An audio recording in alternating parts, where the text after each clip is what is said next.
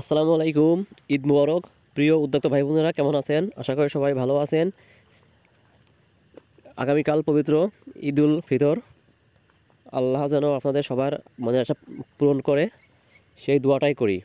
উদ্যোক্তা ভাই বোনেরা, আপনারা যারা হাঁস পালন করেন, আপনাদের সাথে আজকে আমি শেয়ার করব যে এই গরমের দিনে হাঁসকে কিভাবে যত্ন করা যায়। দেখেন, আপনারা যারা হাঁস পালন করেন ভাই, আমি আগে আপনাদের বলি যে ঈদের আনন্দে আপনারা অবশ্যই আনন্দ করবেন, তবে আপনার যেহেতু হাঁসগুলোকে আপনি পরম যত্নে বড় করতে চান এবং লালন পালন করতে চান, এবং এগুলো দিয়েই আপনার ভবিষ্যতের অনেকটাই আপনার অনেক কিছু ডিপেন্ড করে, সেজন্য হাঁসগুলোকে অবশ্যই অবশ্যই এই গরমের দিনে হাঁসগুলোকে কঠিন আকারে একটা যত্ন করবেন ভাই। কারণ যত্ন যদি আপনি না করেন তাহলে কিন্তু আপনার রত্ন মিলবে না। এই জন্যে যত্ন ছাড়া কিন্তু রত্ন মেলে না। এই জন্য অবশ্যই আপনাকে হাঁসের যত্ন করতে হবে। তাহলে এই হাঁসে যখন আপনি যত্ন করবেন, তাহলে যেহেতু সামনে আরও ভয়াবহ গরম আসবে, কেবল গরমকাল শুরু হয়ে সামনে ভয়াবহ গরম আসবে, তাহলে এই গরমে আপনার হাঁসকে কীভাবে যত্ন করতে পারেন। দেখেন, এই গরমে আপনার হাঁসকে আপনি যত্ন করার জন্য কয়েকটা আপনার ওয়ে আছে।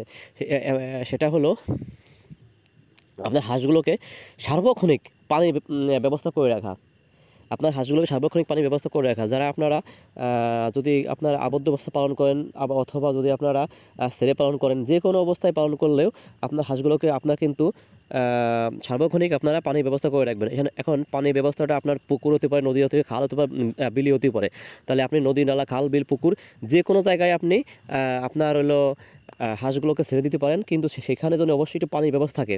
যদি পানির ব্যবস্থা থাকে তাহলে আপনার সুবিধা হবে কি, হাঁসগুলো সারাদিন যখন পানি থাকবে তখন কিন্তু হাঁসগুলো আপনার আপনার কি হবে, সারাদিন ওরা কিন্তু ওদের যদি গরমও লাগে তাহলে আল্লাহর রহমতে কোনো সমস্যা হবে না।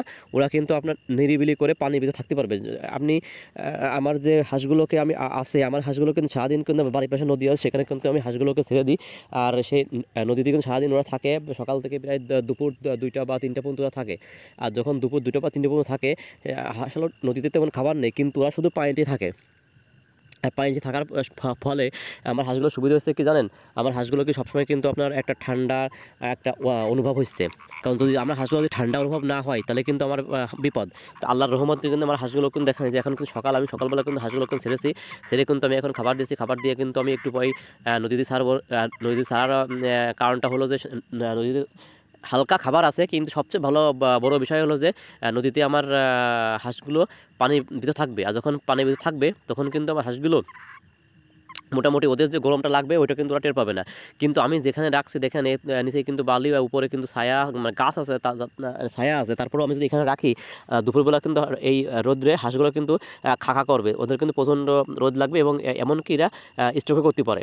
এই জন্য উপর আল্লাহর রহমতে, আল্লাহ অশেষ রহমতে আমার কিন্তু এখনও পর্যন্ত তেমন কোনো সমস্যা হয়নি। তাও একদিন একটা হাঁস হচ্ছে অতিরিক্ত খাবার খাওয়ার কারণে স্ট্রোক করছিল, সে হাঁসটা বাঁচি নেই। তবে আল্লাহর রহমতে এখন আমার হাঁসগুলো সুস্থ আছে, আপনারা দোয়া করবেন। এখন আমি বলে দিই যে এই সময় কী ধরনের মেডিসিন আপনারা ব্যবহার করবেন। এই সময় বিশেষ করে কিছু মেডিসিন ব্যবহার করা, সেটা হলো লাইসোভেট। লাইসোভেটটা কিন্তু আপনার স্যালাইনি কাজ করে এবং রোগ প্রতিরোধ ক্ষমতা বৃদ্ধি করে। আপনারা লাইসোভেট ব্যবহার করতে পারেন। দুপুরবেলা যখন আপনার হাঁসগুলো নদী থেকে তুলবেন, অর্থাৎ বিকেলবেলা, তখন আপনারা লাইসোভেটে পানি দিতে পারেন, অথবা সন্ধ্যার সময় লাইসোভেটে পানি দিতে পারেন। লাইসোভেটে পানি আপনার স্যালাইন জাতীয়, এটা হচ্ছে আপনার রোগ প্রতিরোধ ক্ষমতা বৃদ্ধি করে এবং আপনার সকল প্রকার ধকল কাটিয়ে উঠতে সাহায্য করে। তাহলে উদ্যোক্তা ভাই বোনেরা, যারা আপনারা হাঁস পালন করবেন, আপনারা কিন্তু লাইসোভেটটা গরমের সময় ব্যবহার করতে পারেন। আরেকটা বিষয় হলো যেটা হলো আনঅফিসিয়াল কথা, যেটা হচ্ছে যে লেবুর রস। লেবুর রসটা এখন ডাক্তারি ফর্মুলা না, তবে লেবুর রসটা আপনারা ব্যবহার করতে পারেন। অল্প লেবুর রস দিয়ে আপনারা পানির সাথে একটা স্যালাইন মতো তৈরি করে দিতে পারেন। কারণ লেবুর রস খালি কিন্তু আমাদের যেমন মানুষের গরম কাটে, তেমন কিন্তু হাঁস মুরগির কিন্তু আপনার গরম কাটে। এই জন্যই আপনারা লেবুর রস দিতে পারেন। যেহেতু লেবুর রস, আপনার যদি বাড়িতে লেবু গাছ থাকে তাহলে আপনি সেটা ব্যবস্থা করতে পারেন। আর যদি লেবু না থাকে তাহলে আপনাকে লেবু কিনতে হবে। তবে লেবু না কিনে আপনি লাইসোভেটটা দেন। লাইসোভেট দিয়ে যান, কী হবে, আপনার রোগ প্রতিরোধ ক্ষমতা বৃদ্ধি পাবে এবং আপনার হাঁসের কিন্তু স্ট্রাকচার, আপনার হাঁসের যে গঠন, সেটাও কিন্তু আল্লাহর রহমতে কিন্তু ভালো থাকবে। এই জন্য আপনারা লেবুর রস এসছে ভালো হবে যে আপনি লাইসোভেটটা দেবেন। লাইসোভেট দিলেই আপনার কিন্তু সব দিকে সুবিধা হবে। আর আপনি এটা যারা হাঁস পালন করেন আপনারা অনেকেই কিন্তু লাইসোভেটের কাজ সম্পর্কে আপনারা জানেনই না। লাইসোভেট হচ্ছে এমন একটা ওষুধ যেটা কিন্তু রোগ প্রতিরোধ ক্ষমতা বৃদ্ধি করে এবং এরা সকল প্রকার ধকল কাটিয়ে উঠতে সাহায্য করে।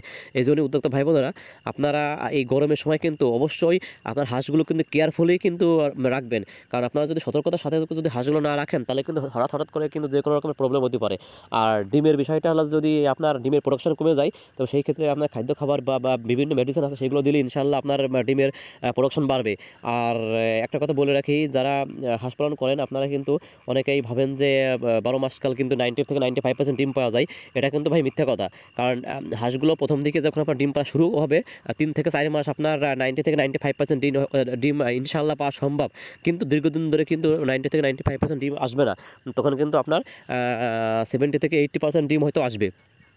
তো তারপর 70% থেকে 80% ডিম যদি না আসে সেই ক্ষেত্রে আপনার বিভিন্ন প্রকার মেডিসিন এবং বিভিন্ন ওষুধ আছে যেগুলো আপনি দিলে ইনশাআল্লাহ আপনার হাঁসগুলো দ্রুত করে আপনার কিন্তু ডিমে আসবে।